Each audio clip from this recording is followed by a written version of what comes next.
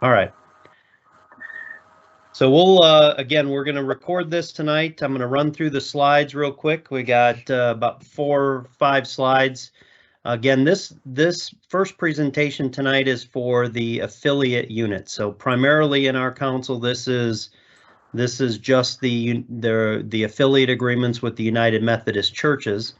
And then specifically tonight, we're going to talk about the responsibilities, the role of the council representative. All right, so we're going to run through the affiliate. What is an affiliate unit? The role of the council rep, role of the treasurer, which is has some unique responsibilities now with the affiliate agreement, and then what has to go into the financial reporting. What do we do about unit equipment now? Registration, insurance, facility use agreement versus, and the council certificate of insurance. And then we'll do a little bit of question and answer at the end of this as well. So let's get right into it. So affiliate units, the unit committee and council share governance responsibilities. This is kind of unique, where a lot of us are familiar with that traditional charter organization agreement, and it's really an agreement between scouting and a community partner. But now the unit committee and council are really going to share in that governance responsibilities, and it divides things up a little bit. So adult leader selection and approval is going to be done by us, and in conjunction with the unit. Obviously continue to make sure that the programming is done correctly and the way that the Boy Scouts of America have designed it, make sure it's safe and inclusive. Incident reporting is something that, we stress with all units, and we'll continue to do that. Make sure that it's done in a timely manner, and then maintaining all of our standards. Obviously, youth protection standards are first and foremost with all of us, but that'll be a big part of that governance responsibility, and also with all of our adult leader selection and approval. With the affiliate agreement, it does not require a facility use agreement. That's covered in the affiliate agreement. So, and that's if the unit is meeting at the affiliate organization location. So that's the agreement. The affiliate agreement is what's been worked out with the United Methodist Churches, and the facilities use is covered in that. These affiliate units, though, what they will do is the church, the United Methodist Church, will basically take responsibility for the equipment and help the unit with that. But the funds and the accounts will be handled with the council. So instead of using the Methodist Church affiliate or the affiliate agreement's EIN number, you'll now use the council EIN number to open and maintain checking accounts. So we've discussed that in some previous meetings, so that council rep will need to help facilitate that as well. Then the affiliate organization, the Methodist Church, will own the unit equipment, and as such, they may insure or ask the unit to insure. So that'll be worked out on a case-by-case basis with the different units.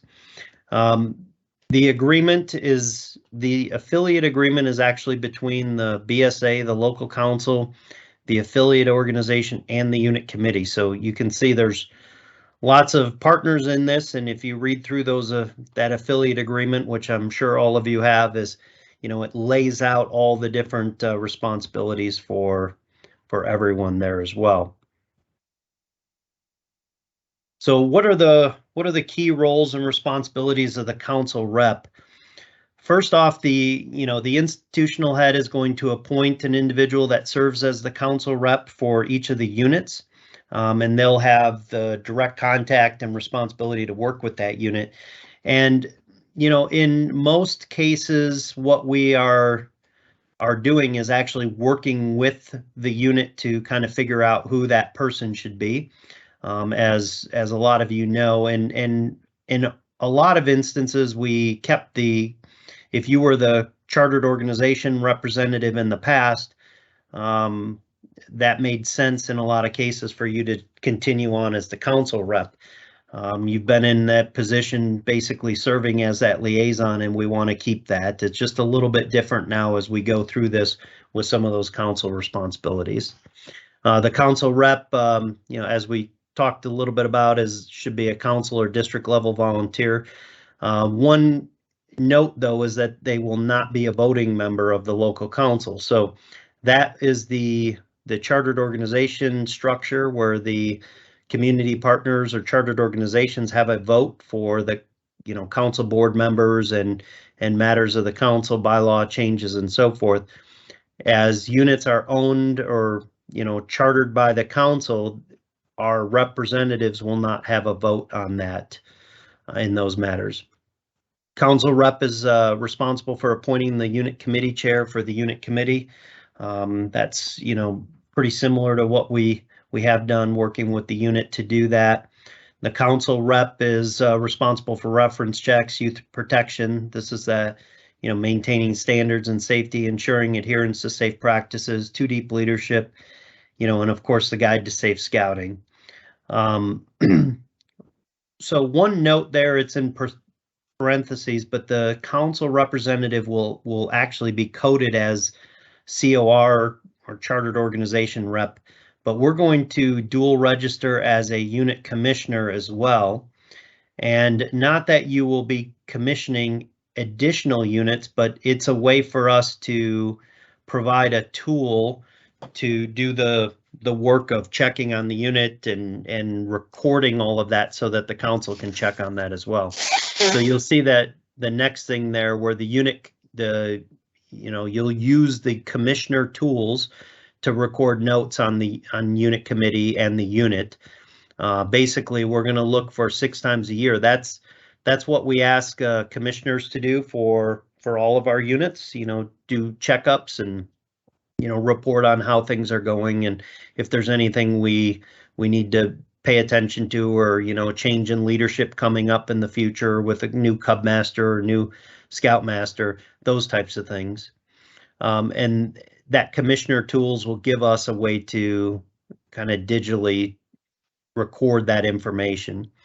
We're going to communicate and work through the district IH or institution head. So just a note here, the way the council is going to set up our structure is we'll have the overall institution head for the council, which actually Deb Brown is going to take that role. David George was doing it, and Deb Brown is going to take that role. And then we're going to have district IHs. So each of the districts will have a person that'll be responsible for the units in their districts, and then work up through Deb. And then under each of those district IHs will be the individual council reps for each of the units.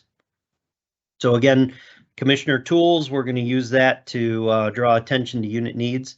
I did mention the incident reporting before, and that's something we want to continue to maintain there, and make sure that we're doing that in a timely manner. That's kind of a normal thing. We'd want all units to make sure that they're doing that, but our liaison and council rep can help with that. We're going to really encourage everyone to use online applications for youth and adult registration. This is going to be a trend, over the next couple of years. We're going to try to get more and more units to do that, so that'll be another thing we'll be pushing here. And then obviously you'll still have the council structure for support, so can reach out to the local professional staff and others on your district committee and the commissioner corps for any help and support that you need as we go. All right, the treasurer's role. So I mentioned this before. The treasurer is going to have a little bit of a increased role.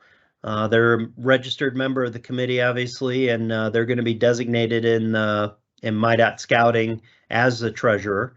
And then here's where their extra responsibilities are just some reporting that we need. So when the council registers a unit, we basically have the council will have a reporting requirement on the unit's assets. So we need to we need to gather that from the units, and the way that we'll do that is to have the units submit an annual finance report to the council via Dropbox that we'll have, and this will be the December end of year report, and we'll want that due first part of January, because we have to make sure that we have everything to report and put together our final year-end financial statements. So you're going to work with the council business manager, obviously be able to work through staff as well, but our business manager, Karen Wanick, will help to open up any checking accounts with the council with the use of the council employer identification number, the EIN number. We're going to require that all units have 2 signatures on all checks. I think that's pretty good practice, and most of the units that you're affiliated with are probably doing that already. But you're going to then also reports at unit committee meetings, submits unit money earning applications on any fundraisers, and then encourages unit participation in the council product sales. So popcorn, or if there's other fundraisers that the council is doing, we'll ask you to encourage participation in that and focus on that as well. All right.